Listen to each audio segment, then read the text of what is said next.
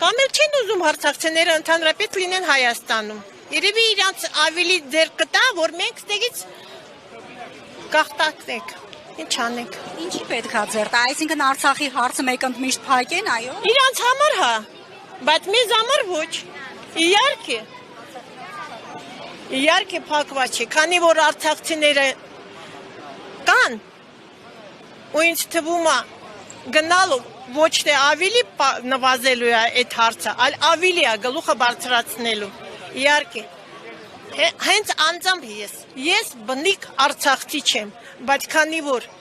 ես Արցախում եմ ապրել, Արցախն է այսօրվա օրով իմ հայրենիքս։